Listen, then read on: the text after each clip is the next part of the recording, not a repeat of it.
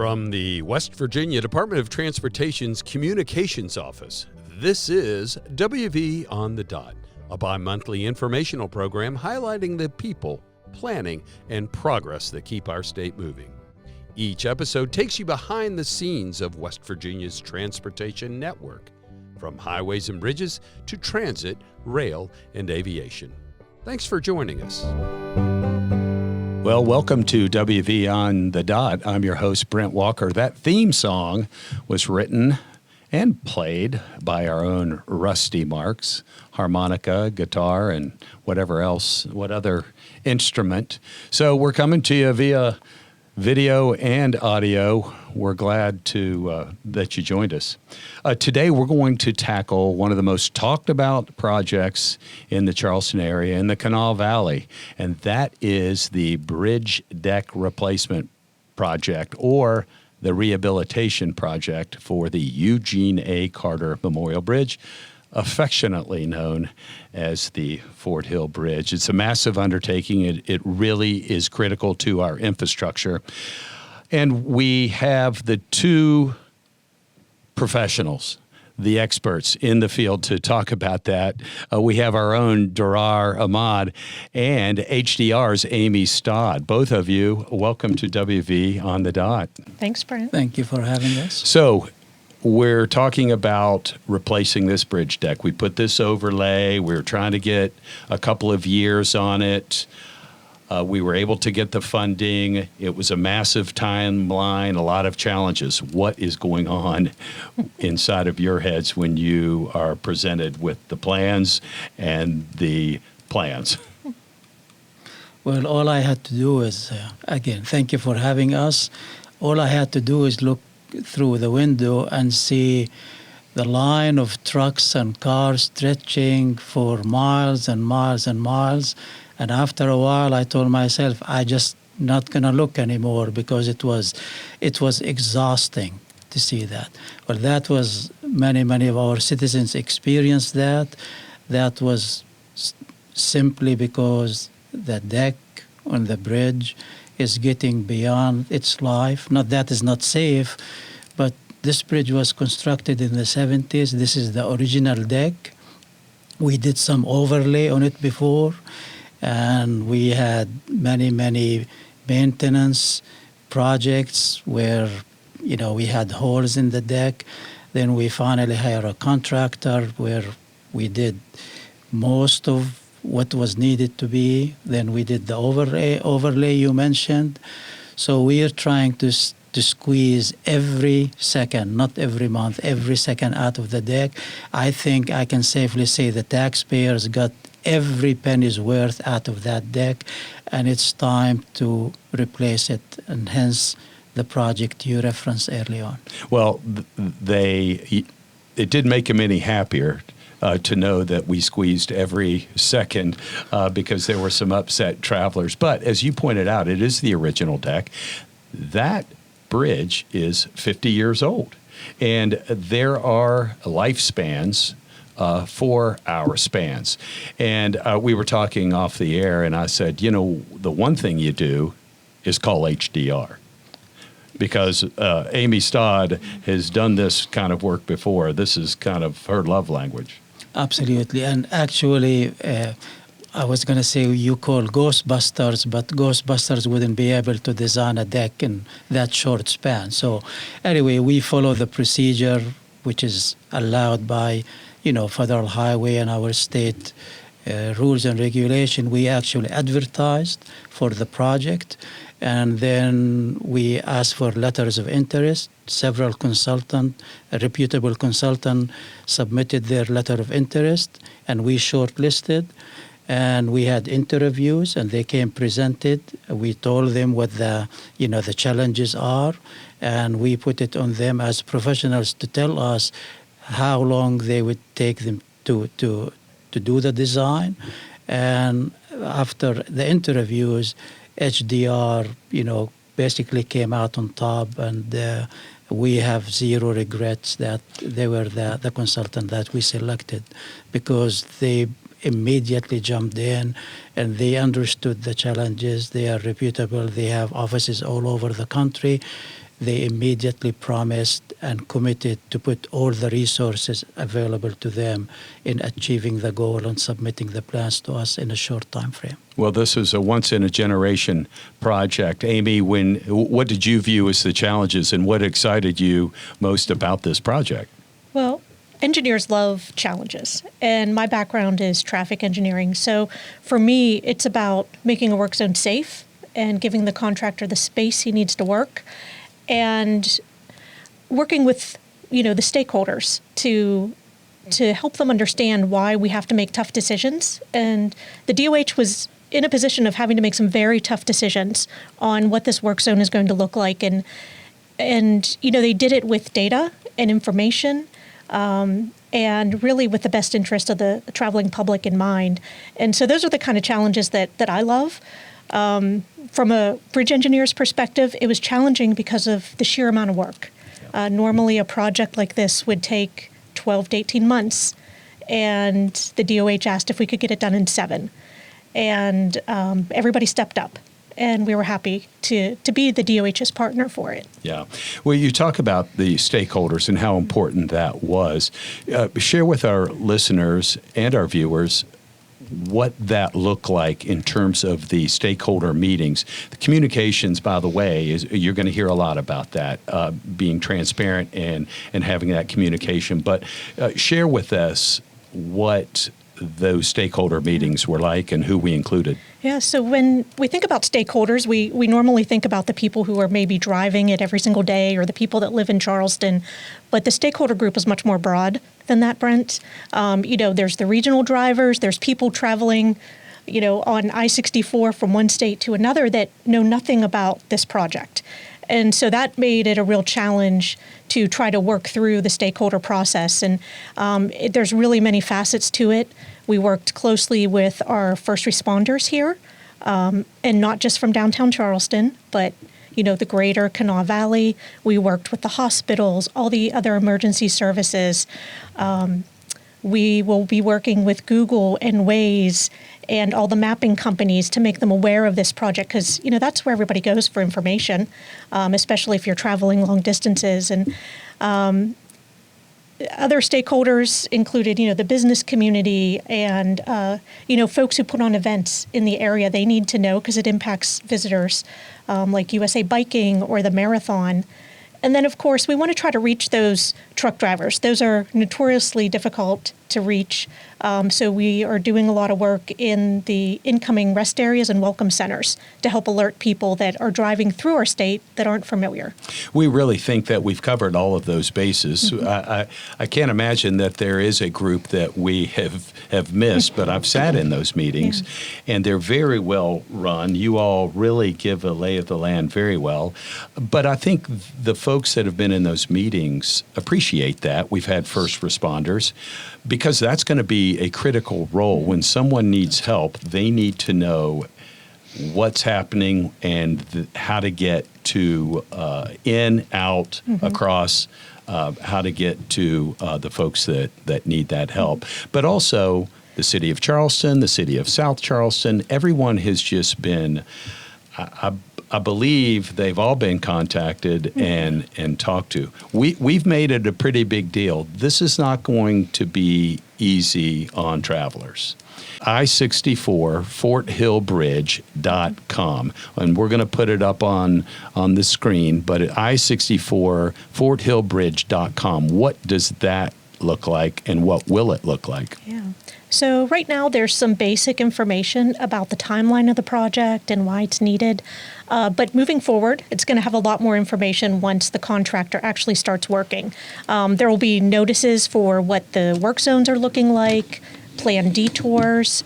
The DOH is implementing some very innovative things during construction, and so we're going to be showcasing some of those and some of the preliminary work that they're doing to get ready for this project, not on I-64, not on the Fort Hill Bridge, but around Charleston, just to make those diversion routes easier to drive in the future. But one important thing, during construction, we're going to have multiple cameras that will be facing the work zone. So at any time, before somebody leaves their house to go to work, They can check those cameras, see what's going on the bridge, make a decision. Are they going to drive I-64? Are they going to use Google to map a different way? Or are they going to take their own way because they know where they're going and how to get there? So it's really going to be a one location to find all the information you need, both very specific and broad about the project. It's not just the bridge that is affected. We've also gone down on Canal Boulevard, McCorkle Avenue. We've really tried to think of all the ways that people might be trying to get around, and we've made some improvements on those areas. Absolutely. And to add what Amy said, a project like this is multifaceted. You really cannot just focus on just the fact that we are going to replace the deck, which is going to impact severely the traveling public, whether they are local or driving through our state. So we had to look at the overall picture. For example, we delayed several of what we call the metro bridges that will be in conflict with this, because this is is the number one project in the state. Nationally known, this number one project in the state. So we had to make some tough decisions where every bridge around Charleston is going to be worked on. So we had to make tough decisions. Some of them are already under construction. We're going to finish them. Some of them are in the pipeline. But the rest of them, we kick them after Eugene because the decks are not in the severe condition as Eugene Carter is.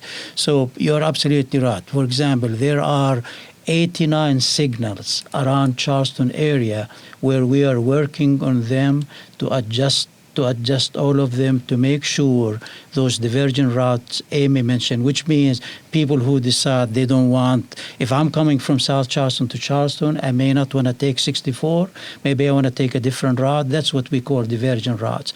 Amy ran the models, we predicted what those percentage of people will be leaving 64 and driving on those. Therefore, we are adjusting those signals. Another thing, Patrick Street Bridge is posted, which means certain trucks cannot go across it. We are in the process of making some maintenance work on the bridge where those certain trucks will be able to drive on Patrick Street as a valve relief to relieve the pressure on I-64. Also, we are paving several $1 million of interstate, which we don't want to get potholes in the middle of Eugene Carter. We are also paving Route 25 from Shambling Stone in Dunbar all the way to North Charleston. We are paving Route 60. So all these measures, again, when you look at it, you may not think they have no relationship with I-64, but we approach it as a whole.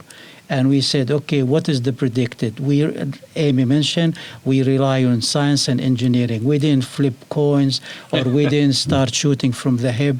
Our number one goal is the safety of our people, the safety of our citizens. We know they're going to be frustrated. We know, I hope they don't call us names, but we know that they're going to say, why is this?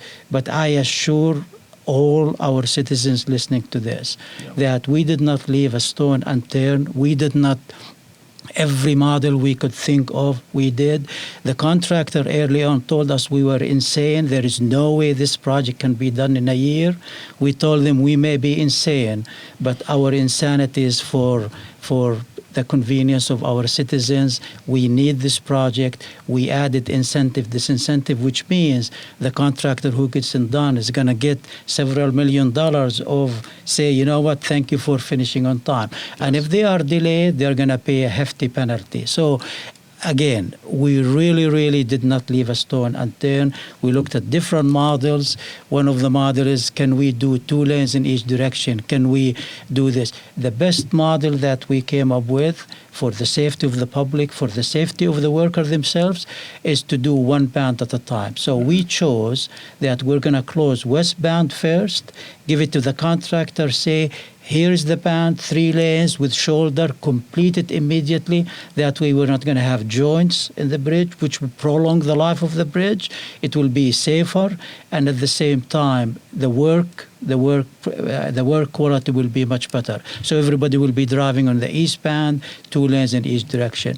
This summer you will see some work, which means we're going to start preparing for the closure. Yeah. That work will involve closing the fast lane at night, removing some of the barrier, doing what we call the crossover. So come January 6, 2027, everybody's ready. We just rip the Band-Aid and say, here it is, go get it done. It's going to be tough, but we're up to the challenge. There's one other thing I want to bring up, and that is this pilot project of some contrast pavement markings.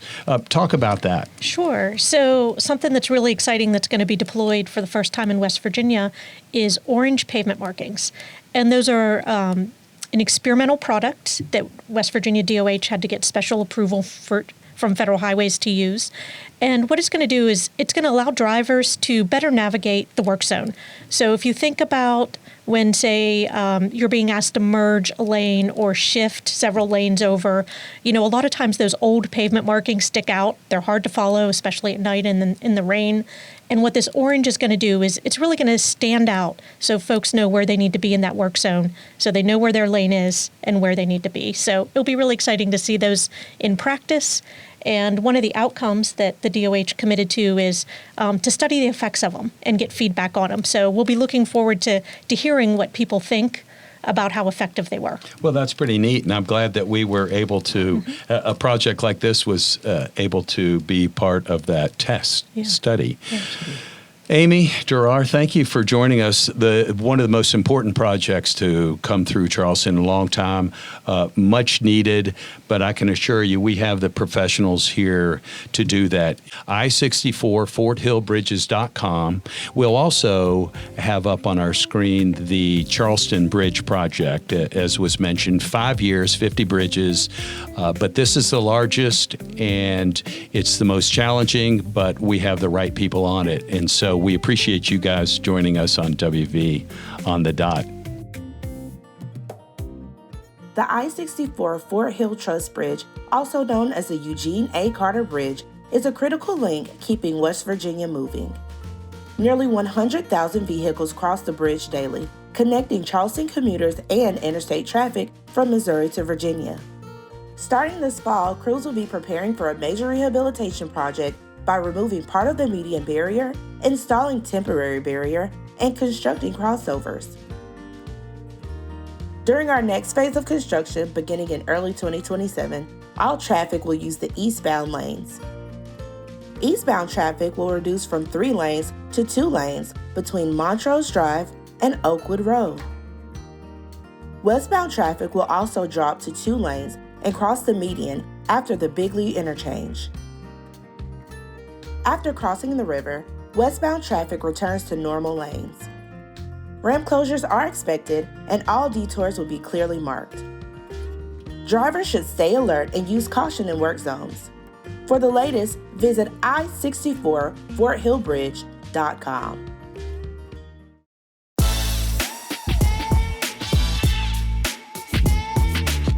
Welcome back to WV on the Dot. I'm Luke Creasy, and this is Around the Dot. And before we wrapped up today's episode, we just wanted to take a minute to recognize what has happened across our state the last few weeks. Between floods, tornadoes, and other devastating weather events, it's been a long one for our crews and the people of West Virginia. Now, it's easy to look outside and see the damage when a storm like that rolls through, but our crews and so many others have been boots on the ground, daily efforts as communities try and recover.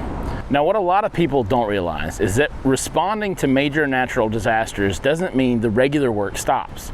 Our WVDOH crews are already putting in long hours keeping up with the standard core maintenance plan. That's fixing potholes, clearing brush, paving roads, removing ditch line materials, and repairing culverts. And when these storms hit, they don't get to pause their normal jobs. Instead, they take on massive operations on top of their daily responsibilities. That meant pulling grueling overtime shifts, clearing fallen trees, clearing mudslides, rebuilding washed out shoulders, and directing traffic around hazardous zones, and making sure that emergency vehicles could actually reach the people who needed help. And here's the thing that really gets you. They aren't just working in these areas, they live there. These are their own neighborhoods, their own friends, families, and neighbors who are affected by the rising waters and storm damage. And they're working double shifts knowing that their homes might also be without power or facing cleanup. That takes a special kind of dedication. So on behalf of everyone listening today, if that was you, thank you. To our WVDOH highway crews, equipment operators, engineers, and support staff, thank you for your swift action, your resilience, and your tireless work over these past few weeks. You are the backbone of our communities, and you keep West Virginia moving no matter what the weather throws at us. So if you see a road crew out on the highway, give them a wave, slow down in work zones, and let them know that their hard work doesn't go unnoticed. Stay safe out there, West Virginia. We'll talk to you next time on WV on the Dot. On behalf of the West Virginia Department of Transportation, thanks for listening to WV on the Dot. Stay safe, stay informed, and we'll see you on the next episode. The West Virginia Department of Transportation is committed to ensuring that all digital communications, including podcasts, are accessible to individuals with disabilities. The WVDOT will make every reasonable effort to ensure that podcast content is accompanied by accessible transcripts and that video content includes accurate captions. For questions or concerns, please contact WVDOT Communications at wv.gov.